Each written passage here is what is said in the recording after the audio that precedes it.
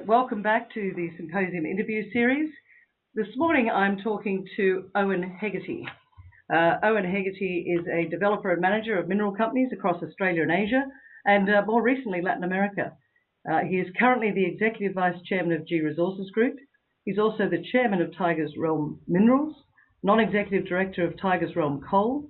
He's the Chairman of EMR Capital, a Non-Executive Director of Fortescue Metals Group, and a non-executive director of Highfield Resources. He's very involved in the mining industry. He's one of our keynote speakers at the Gold Investment Symposium taking place in Sydney on the 16th and 17th of October. Welcome to the series, Owen. Thank you, Kerry. Lovely to be here, lovely to be there, and look forward to participating. Thanks very much. Well, let's start with the fact that back in August, you wrote something which was titled, "Fundamentally, you have to be an optimist on gold." Are you still optimistic on gold, given the fact that there are quite volatile situations happening in the markets at the moment? Obviously, the US has had a partial government shutdown. It's all quite crazy out there in the big bad world. What is your view on the gold market as it currently stands? Well, look, I don't think there's any doubt that longer term the fundamentals remain excellent. No question about that. I mean, gold is in the news and always going to be in the news in a way because it's so valuable. It's a commodity. It's a currency. It's a store of value. It's a hedge against inflation. It's a hedge against uncertainty everywhere. So from a demand perspective, standards of living are rising around the world and particularly in Asia, and they all love gold up there, Kerry, as you know. I mean, we all love gold, but the Asians certainly love it more than the rest of us probably. So all of those strong demand fundamentals remain in place, no worries about that. And on the supply side, longer term, there's been a lack of discoveries, and right now there's a lack of investment in exploration and so on. So over the next 5, 10, 15 years, the supply of gold from the new mines, the expanded mines and so on, isn't going to be that much. That's going to have a very, very low growth rate, if at all. So under those circumstances, strong demand, subdued supply response, then it is inevitable that you will see the commodity, the price of gold under tension, under pressure. It will be volatile, and we think it's going to be moving in a northeasterly direction. Now, of course, in the meantime, in the short term, what you've got here is a lot of uncertainty around the world, whether it be geopolitical uncertainty, US uncertainty, currency volatility, all over the shop, so to speak. And under those circumstances, all commodities, all instruments, all financial instruments are going to show volatility, and gold is one of those. So that's why you're seeing it just last night pop down $20, $30, $40. Yes. The other night it popped up $20, $30, $40. So, you're going to have that continuing volatility. Do you see that this continuing volatility, it seems to me that the role of the central banks, and there's been a lot of talk about market manipulation, keeping that gold price around about the 1,300 mark. What's your view on this manipulation?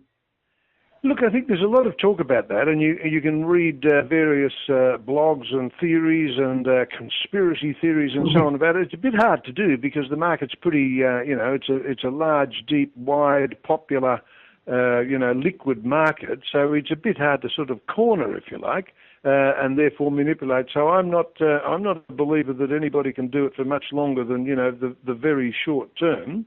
The motivation of people, well, again, not sure. It's it's a volatile price. It's a volatile sort of commodity, certainly in the shorter term here.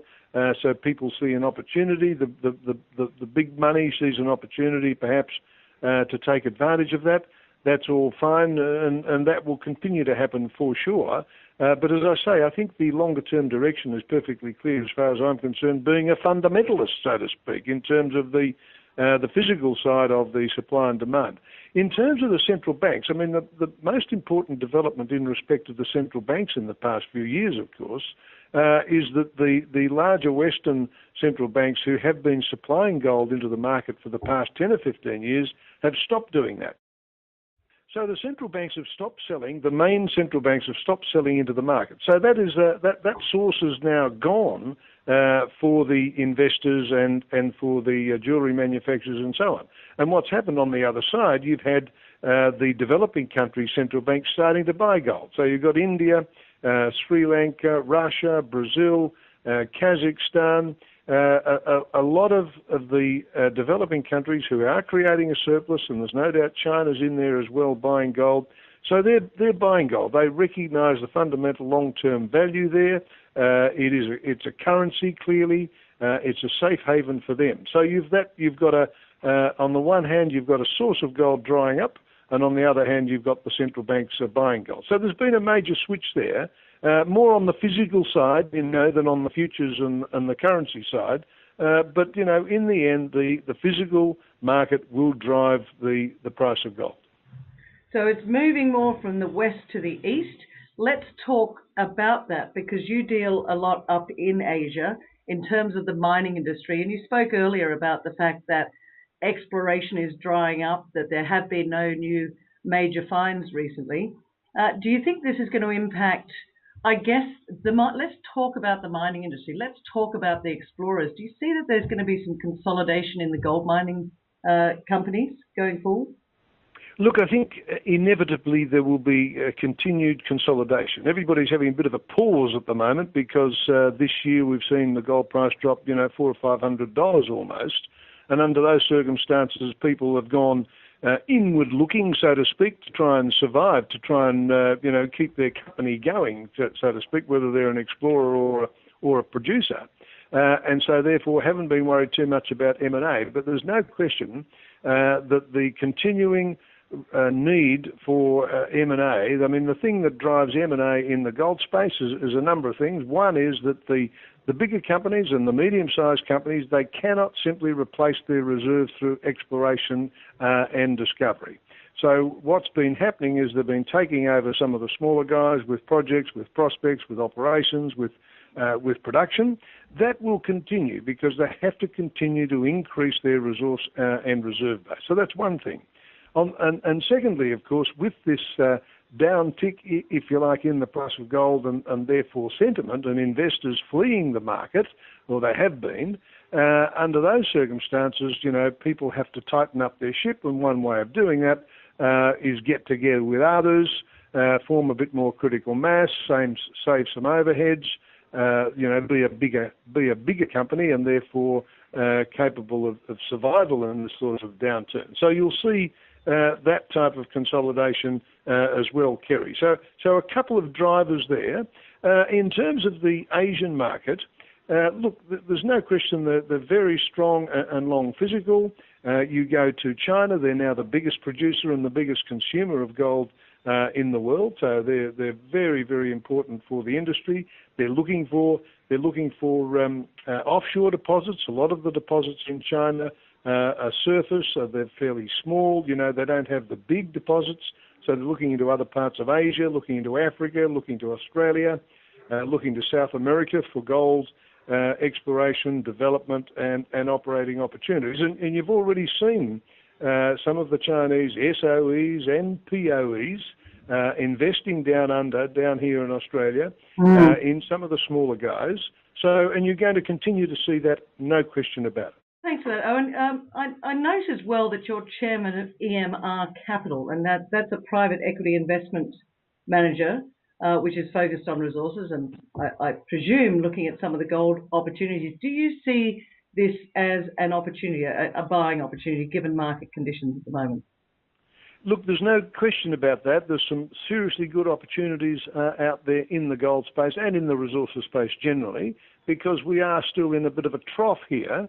Haven't really recovered anywhere near the sort of heights that we reached pre-GFC back in 2006, 2007 type of thing. So there's some terrific opportunities, yes, but Kerry, EMR Capital, Energy, Mining and Resources, based here in Melbourne. Jason Chang is the CEO, and that's the good news, that he knows precisely what he's doing. It's a $400 million fund. We've raised $100 million from China, and we're investing that money. And we've got a number of core commodities. Gold is one of them. Copper's another. Potash is another. Coking coal is another. So they're our core commodities, but we do invest in other other commodities, but it is only resources. We're agnostic as to the geography, if you like. But we do like to see an Australian connection there, because we know if we've got some Aussies doing the work, Kerry, the work will be very well done in terms of, according to good, strong JORC codes and standards and policies and procedures and so on. Yeah, well, so we are investing, and we are investing in those core commodities and looking at a number of opportunities. Aussies, whether they're exploring and developing in Australia or Africa or South America or other parts of Asia. That's good to know. But let me take you back a step. And you mentioned earlier that investors were fleeing the market. Do you see sentiment turning anytime soon with investors? Do you think investors get that, as Warren Buffett said, be fearful when others are greedy and greedy when others are fearful? Is this the time that people really should be looking at opportunities and coming back into this market? Look, I don't think there's any doubt about that. I mean, I think you've actually hit the bottom. I mean, it's very hard to be calling the bottom, otherwise you'd be calling it, for a long time type of thing. But things are, been smashed up very seriously. Investors have fled the market. I mean, you don't need to hear the war stories from me, but there's plenty of casualties out there. Good people with good projects, trying to raise money. It's so hard. And I mean, my encouragement to investors is to continue to look, to look for value, and the place to look, of course, is first of all the people, because good people, good experienced and committed people will always deliver, will always bring you good prospects and projects, and they'll, generally speaking, always deliver. So that's the first thing you should be looking at. And of course, the project itself, and gold we love, so in gold we trust. So there's nothing like a good gold project. Look, you've got to look at the location where it is. I mean, but generally speaking, most of the world these days is mining friendly. They tend to get it in terms of the importance of mining developments to the development of the country and the communities generally, and the standard of living of everybody. So generally speaking, most places are pretty good. So it's got to be sort of who is it, where is it, and what is it, Kerry? They're the fundamentals when people are looking at investing. And now is certainly a very good time to be doing that.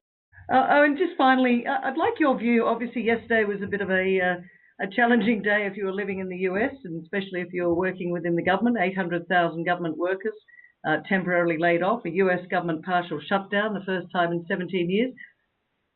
What's your view? Is that going to impact us in Australia? Is that going to impact the mining industry? Or do you see this as something that is a short-term resolvable? Look, I tend to think of very much the latter, short-term resolvable. I mean, there's plenty of high-wire acts going on over there, and the casualty, of course, as you say, is the people involved. The last thing that they all want to do is to do that. But it's our democracy at work, if you like. And as I say, they bring these things to the brink every now and again. I think they'll be able to get through it. But this is a pretty big brink, though, isn't it? I mean, we're talking huge amounts of debt over in the US that is just not repayable.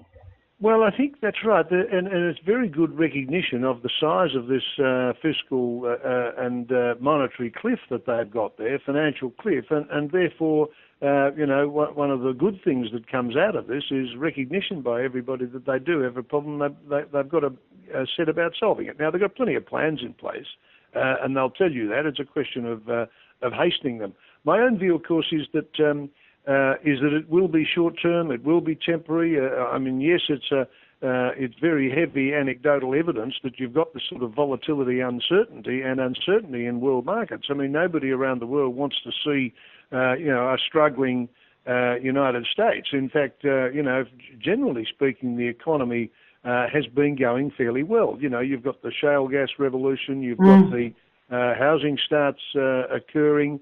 You've got some of the bigger companies, very strong balance sheets, cash flows. The oil companies are going very well. So generally speaking, the States has been coming out of it, and that's a wonderful thing for the world. I mean, people talk about the easing of the easing and the easing of the tapering, so to speak. But look, the point is, if the United States is going well, that's a great thing for the world, and therefore let's get the tapering over with. Let's stop all that stuff. and let's see it stand on its own 2 feet. And that's a good thing for the rest of the world, including Australia, because in Asia particularly, the strong commodities demand is going to continue, and whilst that continues, Australia is absolutely perfectly positioned to be able to supply those markets. Oh, one final question for you, Owen. You said in your article recently, gold is held essentially as a hedge against currency failure. Given what's going on in the US, the greenback, it seems such a secure, globally accepted measure of value. Do you think that it's ever going to be backed by gold again? Well, look, it is essentially anyway, in the sense that people will fly to gold from time to time. But I mean, the thing is, you had this crisis overnight, and gold popped in a southerly direction, as opposed to popping north. But that tends to happen. You will remember the GFC. I mean, there was a flight to the US dollar, and it was the US that was impacted mostly. So you get these sort of contradictions, and you'll always get those sort of contradictions in this sort of uncertain and volatile environment. Having said that, the world is not going to hell in a handbasket here. I mean, basically, you've got strong growth still in China. You've got strong growth in the United States. You've even got some green shoots there in Europe, Kerry. So, all of those things, all of the fundamentals are still reasonably sound here. So we don't want to put we don't want to be painting a disastrous picture here. What we're trying to paint is a longer, a strong, long demand picture. And we in this country, need to be continuing to gear ourselves up to supply those markets. So you're going to have these humps and bumps and aberrations, and lumps every now and again, but the long-term direction and force is perfectly clear as far as I'm concerned. Owen, it's been once again, as always, delightful to talk to you. We're very much looking forward to you coming up and giving your views at the Gold Symposium in only 2 weeks' time. And we're looking forward to hearing a lot more of your views then. Thanks very much for joining us this morning. Lovely to talk to you, Kerry, and look forward so much to being at the symposium in a couple of weeks' time. Thank you very much for inviting me.